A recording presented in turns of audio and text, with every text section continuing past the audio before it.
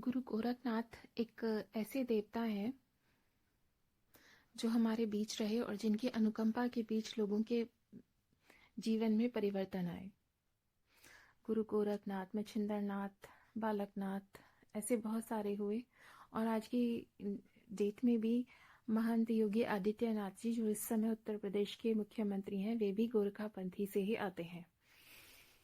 गुरु गोरखनाथ की सबसे बड़ी विशेषता यह रही कि सभी धर्म के लोगों ने गुरु गोरखनाथ का साथ चुना और इन्होंने वह सरल मंत्र विधि संसार को दी जिसका पालन करने से हम बहुत छोटे ही प्रयास में अपनी समस्याओं को दूर कर सकते हैं।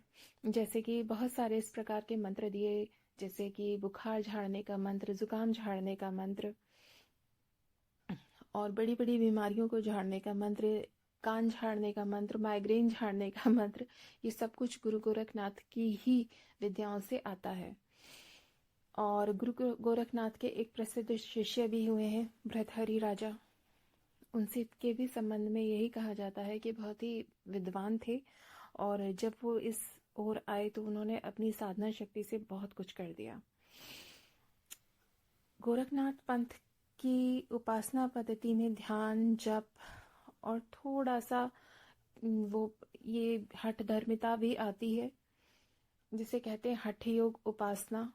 तो ओवरऑल ये एक थोड़ा कॉम्प्लिकेटेड और मिक्सचर वाली साधना होती है और जिसको करना कठिन ही होता है, सरल नहीं होता। लेकिन सामान्य जन के लिए इन्होंने इतने अच्छे अच्छे मंत्र और सरल मंत्र विधियां दी हैं कि हम बड़ी बड़ी तकलीफों को, बीमारियों को उनसे ठीक कर सकते हैं। आज उन सब चीज़ों के जानकार बहुत कम हैं, लेकिन जितने हैं वो बहुत अच्छे हैं। मैं अपना खुद का भी एग्जाम्पल देती हूँ कि मुझे बचपन में एक बार बुखार आया था और वो ठीक नहीं हो रहा था और एक बाबा जी के पास गए, उन्होंने राख लेके झाड़ा और हम एकदम ठीक हो गए।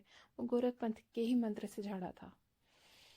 तो वहम नहीं है, ये एक सच है, लेकिन जानकार कोई हो तभी ये चीज़ें सफल होती हैं।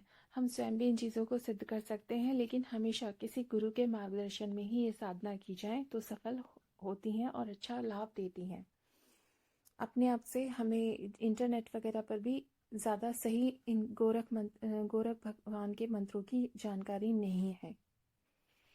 शावर मंत्र के लिए माउथ टू माउथ ही जो इनका प्रसार हुआ है और वैसे ही वो सही मंत्र हैं। काली माता और देवी की सभी फॉर्म्स के, भगवान के सभी फॉर्म्स के सबके शावर मंत्र मौजूद हैं, लेकिन बेहतर है कि किसी उचित जानकार से उन्हें सीखें और तभी अभ्यास करें। इसी जानकारी के साथ मैं ये वीडियो समाप्त करती हूँ। ऋतु कौशल, थैंक यू।